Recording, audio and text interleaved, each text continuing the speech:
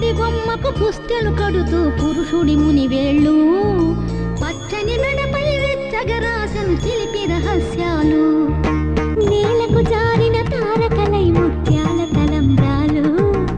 ఇద్దరి తలుపులు ముద్దగా తడిపిన తుంటరి జనక